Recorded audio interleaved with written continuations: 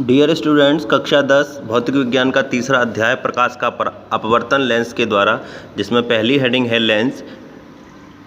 ऐसा समांग पारदर्शी माध्यम जैसे कांच जो दो गोलीय वक्रपृष्ठों अथवा एक गोलीय वक्रपृष्ठ तथा एक समतल पृष्ठ से घिरा हो, लेंस कहलाता है। लेंस दो प्रकार के होते हैं, एक होता है उत्तल लेंस, दूसरा होता है अवतल लेंस। उत्तल लेंस कॉन्वेक्स लेंस कहते हैं, जो लेंस बीच में से मोटे तथा किनारों पर पतले होते हैं, उत्तल लेंस कहलाते हैं।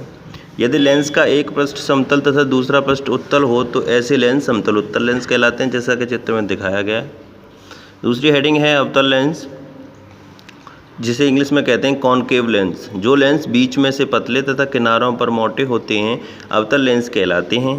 यदि लेंस का एक पृष्ठ समतल तथा दूसरा पृष्ठ अवतल हो तो लेंस समतलावतल कहलाते हैं। लेंस से संबंधित कुछ परिभाषाएं। मुख्य अक्ष, लेंस के दोनों गोलीय पृष्ठों के वक्रता केंद्र को मिलाने वाली रज्जुरेखा को लेंस की मुख्य अक्ष कहते हैं।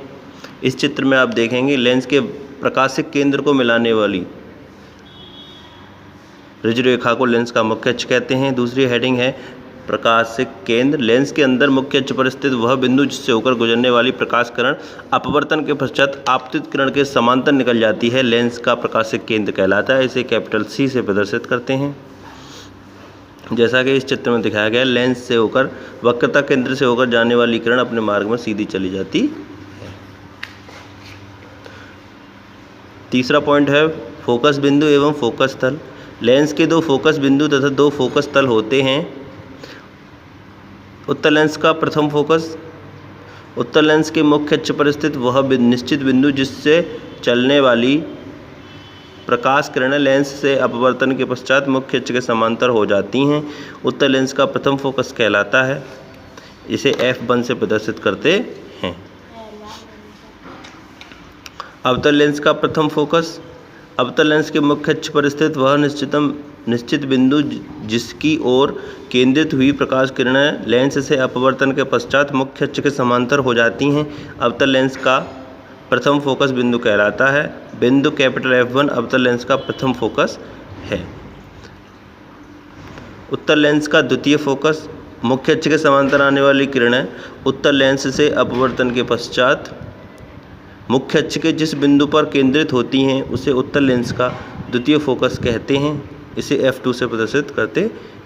अवतल लेंस का द्वितीय फोकस, मुख्य अक्ष के समांतर आने वाली किरणें अवतल लेंस से अपवर्तन के पश्चात मुख्य अक्ष के जिस बिंदु से आती हुई प्रतीत होती हैं उसे अवतल लेंस का द्वितीय फोकस कहते हैं।